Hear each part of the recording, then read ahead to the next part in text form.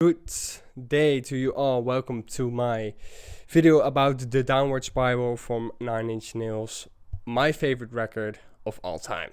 The Downward Spiral, Nine Inch Nails. Oh, such an amazing record. I love it so much. I want to talk to you about it. I want to just go ahead and share my happiness with this record, but also my personal feelings about this record and why it's a 10 out of 10 for me and why it's such an amazing musical accomplishment from Trent Reznor and his band at the time. And I think it's such an amazing piece of music to this day. It's old. It's from 1994. 6 years before I was even born, and I still resonate with it so well. It's about an hour long in length. It has 14 tracks on it, and even though it's kind of a long record, it still keeps me at least engaged the whole thing through. And I think for most people that is the case, because this album is rated by critics, by users, high. It's high up there, and for good reason. And I want to talk to you about that today.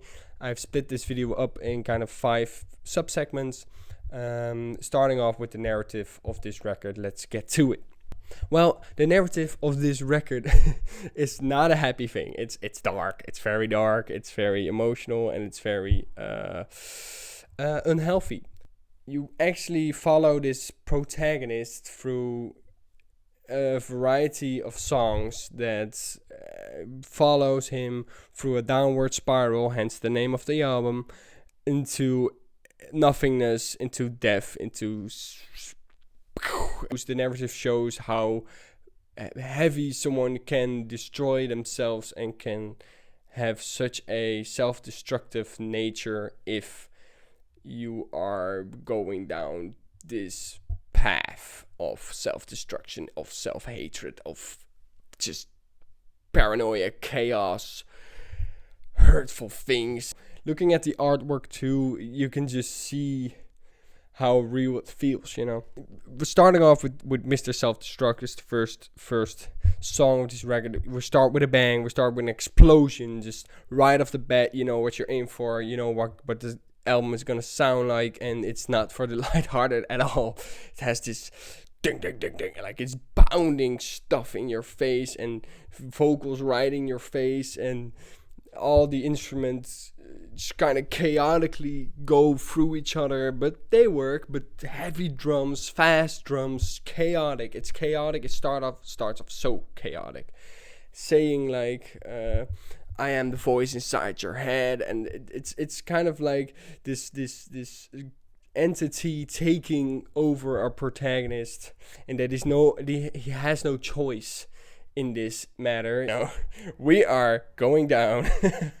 That's kind of what this first song feels like, and I think it's the best introduction to a record that you can get. You know, you're right on the money. It's right where it explains exactly what you're into in the first 5 seconds. When the instrument starts playing, you know, okay, I know what I'm in for.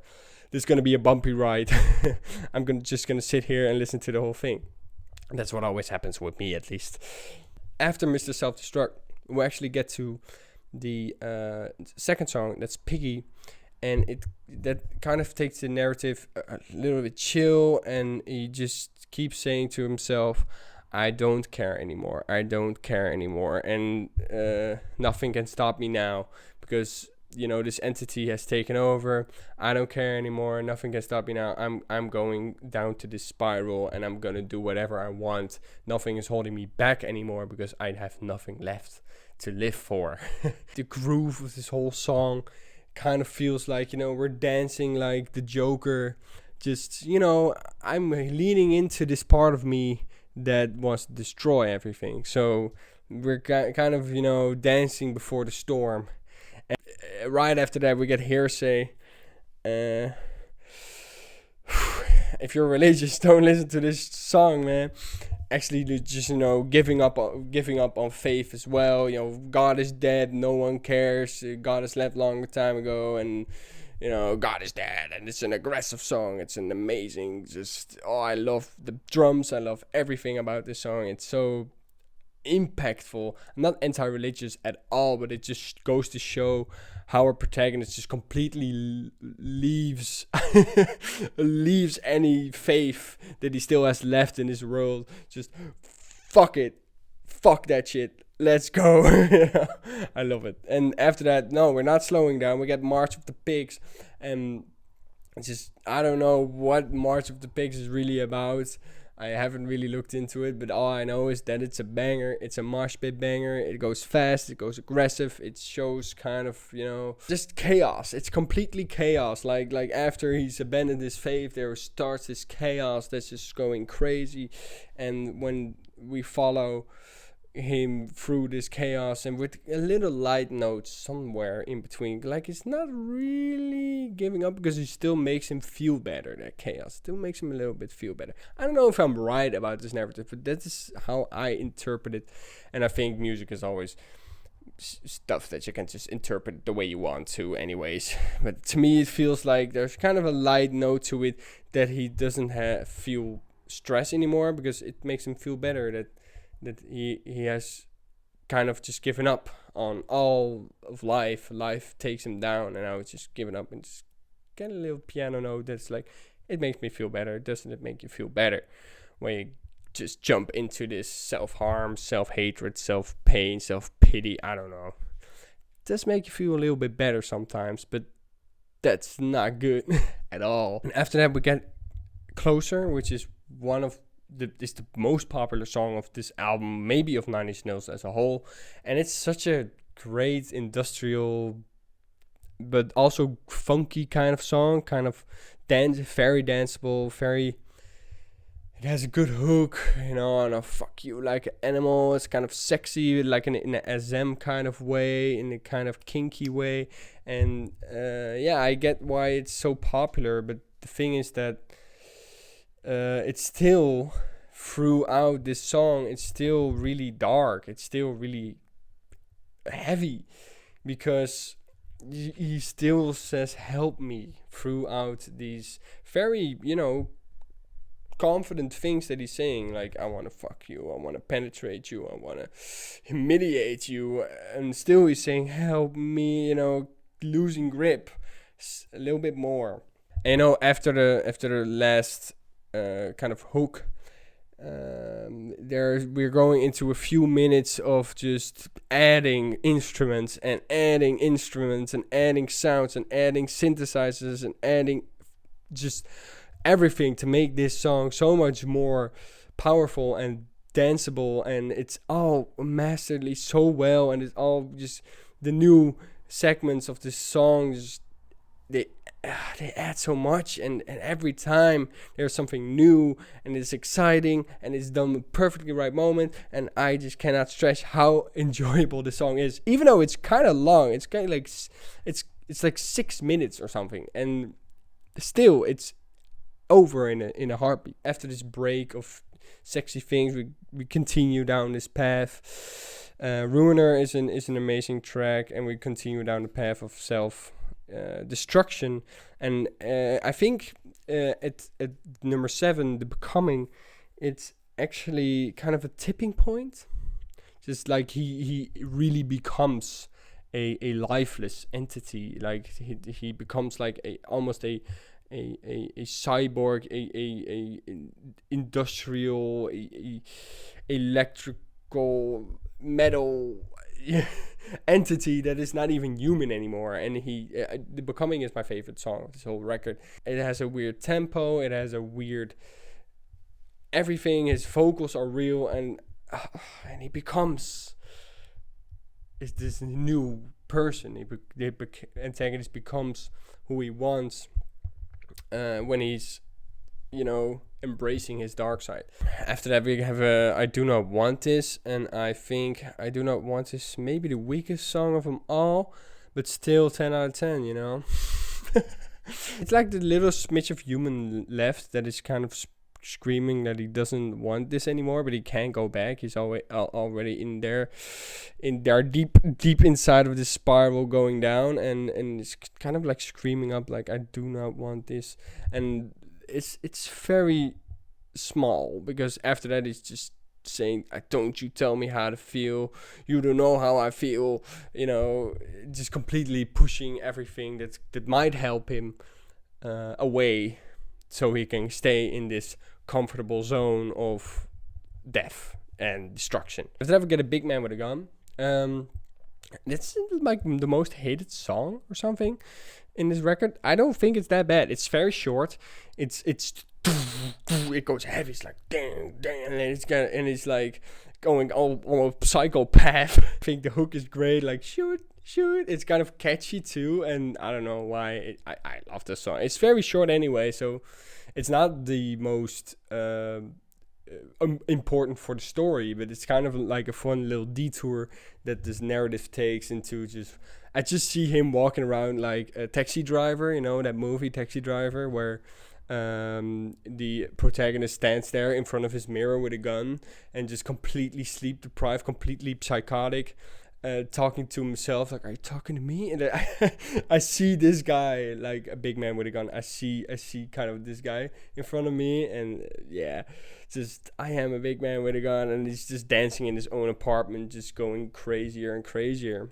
After that like psychotic eruption of big man with a gun, you get A Warm Place, which is a instrumental that kind of takes the narrative a little bit into a kind of, all the stress, all the pain, all the heaviness, and just there is some sort of comfort inside of this whole downward spiral, only kind of explaining why someone would take such a path, because there is some sort of warm feeling with destructing yourself so much in all the chaos. It's all still comfortable. It's still better than being uncomfortable somehow, some way, After that, we get to the song Eraser, which is, I think, one of the best songs on this album as well, because it starts really silent and it just builds up to complete going back. It takes to A Warm Place, which is this instrumental easy song, and just it goes back to explosion again. And it doesn't explode right in your face. It just goes a little bit with this kind of creepy guitar passage, and it's just more drums, more power, and just after a while he starts singing very, very closely into the mic, almost whispering, and then kaplow! It's like, kill me. We're back where we left off. We're not comfortable anymore. We are full power mode again.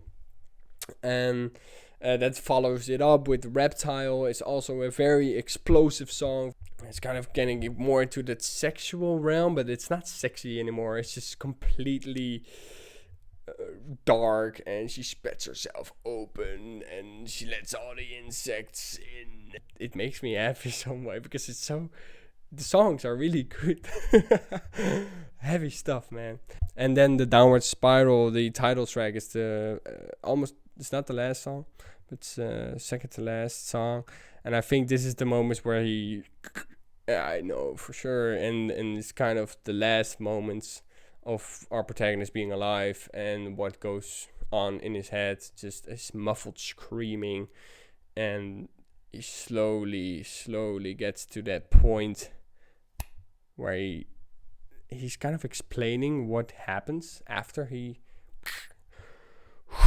It's so shocking. It's so heavy, man. After everything that you've just listened to, is really, I don't know. It's emotional. I get emotional thinking about it, man. It's so dark. And never has a record ever hit me this hard with emotions.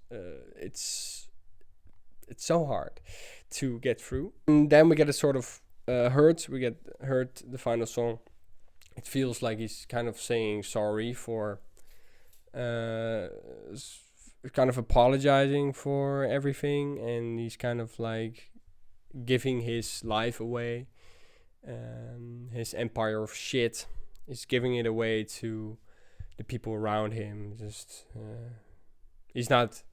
It's unable to save him, kind of. And it's my favorite. Maybe it's not my favorite song of the album, but it has been one of my favorite songs ever made because it's so emotional. It's so good. It's written so well, and it's very simplistic, but still it works. And that's just why it's kind of, when talking about a narrative, talking about the narrative here, hurts feels kind of a bit like, okay, you've just listened to my downward spiral. Here is me giving my life away. Kind of like, it's over. You can have it all. My empire of shit, my empire of dirt, my sad little life. And after that, after getting through all that and just me talking about that, we're going into the next segment, and the album is done, the narrative is done, and I also talked about a lot of musical aspects too, but I get too excited. I just want to talk about it. I'm sorry. Let's talk about why this record feels real. This whole album kind of feels like it's a mirror of the mental state that Trent Reznor was in during this time period, and I think that really helps. I'm happy he isn't anymore, and I'm happy he's not, just this sad and just this harmful to himself. But you can hear his voice, kind of. You can hear that it's real. You can hear that he's truly in pain. He's truly expressing his pain. It's just a gut feeling that the words that he says are real, and I think that makes this record go from an 8 to a 10, because it's not made to just be another story. It's made as a sort of an outlet and a fear of a kind of a path that maybe, I don't know if it's true, but maybe Trent Reznor was fearing to take, so he just wrote it down and made the music, like, okay, this is a path that I'm able to go down to. Let's put it into words. Let's make this path visible and make it hearable, so I don't have to go down that path because it's already went down by the protagonist that I portrayed. That's kind of what I feel about it, and that's kind of why I think this whole record even exists. I think that it's real because I just hear that it's real. When you listen to it, it's not like a death metal record like kill everyone, I'm so heavier, that you actually think that the singer is gonna kill everyone. Actually feeling this way and knowing what kind of ways you can lose yourself. Let's get into the third segment. The third segment is that the sound is really revolutionary. I think it helped a lot of industrial metal. This is kind of the magnum opus of 9 Inch Nails, saying that industrial metal has never been done this heavy, and I think it's still one of the heaviest records of all time. Not in terms of just extremism, but more in terms of emotion and just the sounds of the industrial passages, industrial synthesizers is just out of this world, especially for the time. I cannot find a record that even comes close to the things that Trent Reznor has implemented. To this day, I think there's not a record that has so many samples of horror stuff combined with so many very powerful and painful ear sounds, but still they work and kind of give you goosebumps. He found some magic in his work, and it just works, and I think it cannot be replicated ever. It's one of a kind, and I think that's just a revolutionary record, and I think you can get a lot of inspiration from this record. Just listening to any song, you can just be like, oh yeah, that's something that has not been tried before. And I think that's because a lot of emotion has been brought into it, a lot of personal pain has brought into this record to get to that sound, to get to the real sound, and not sticking to formulas that work. he created a formula that works because he was experimenting with a lot of things. It's a very experimental record in that regard, but it still works. Kind of a very good hit, if you ask me. It's also revolutionary in a way that industrial metal with industrial rock, for that matter, can be chill as well, and can be danceable as well, and can be, it's not only about the punch, it's also about like the mechanical beauty of it, you know. It also has a lot of beauty inside of the whole chaos and the whole atmosphere of destruction. There's also beauty to be found, and this is really like the beautiful and industrial just kind of hugged, especially when you look at the final two tracks. If you look at some segments of Closer, if you look at A Warm Place, it's still all industrial, but it's kind of beautiful as well. Let's get into the fourth segment, and that is the diversity of this record. As I said, it takes a lot of things from being in a downward spiral and a lot of things that come with that. It's kind of a hard task to make something so dreadful and so painful to create a very diverse record out of it. It's an industrial metal record that just goes nuts all the time, but in so many different ways. We have 3 different songs here. I want to compare these 3 to each other. You have Closer, which is a song that's actually really danceable. You can put it on in a club and people will start moving. They will start moving because it's so catchy. It has a catchy hook. The song structure is easy, accessible. It has synthesizers that are very ear orgasmy, and you can just dance to it. I'm also dancing to it while thinking about it. You know, it's great. It's great. It's a great song, and still it has that industrial flair to it, but it's still also a very accessible song. Hence why it's so popular. And then we take a look at Reptile, for example, which is a song that is just so heavy. And so, you know, I just see people just headbanging in like an Amun-Ra kind of vibe. If you don't know Amun-Ra, check them out. It's a good band. And it's just like extreme doom metal that just goes and just headbanging and mosh pitting and just crazy stuff. It's also industrial metal, but still, it's a whole different way of expressing a downward spiral. It's just completely powerful, punchful, crazy. I love it. I also picked out the song Hurt, which is almost just like you can just sit down at a piano, play the notes of Hurt, sing with it, and you almost have the full song. You don't need a drum pattern. You just need the dynamic between soft and loud. That's the most important aspect of the song. Still, it feels industrial. Still, it feels like it's so much a part of this record, and it's just as dark as the rest of the songs, narratively speaking, and also sound design speaking as well. But it's such a different way. It's so diverse. I love it. It's not like a death metal record or a black metal record that's just going the same thing for an hour long. No, it's song by song you get something new, but it's still in the same. It's not like going to that to that to that. No, it still stays in that same kind of industrial realm, but it works in every way possible. It's so different from each other. They really, Trent Reznor took the liberty to pick every aspect of in the whole concept that he's in, and just, you know, finalize that in a good fitting, well written song. And I respect that so much. There are no duds in this record at all. After that, we'll finish this whole, I don't know, embracing of this record off with my personal connection to this record. I've started listening to this album when I was 17, in 2017, I think, or 2016 maybe. I think 17.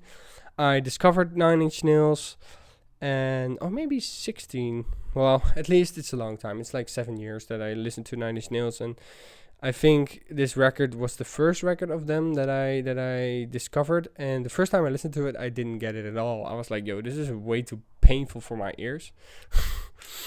But after I after I heard for the first time, and I heard Closer, I kind of, was like, okay, how can these amazing songs be a part of something so vile, so rough, so So I started listening to the record over and over and over again until it finally clicked.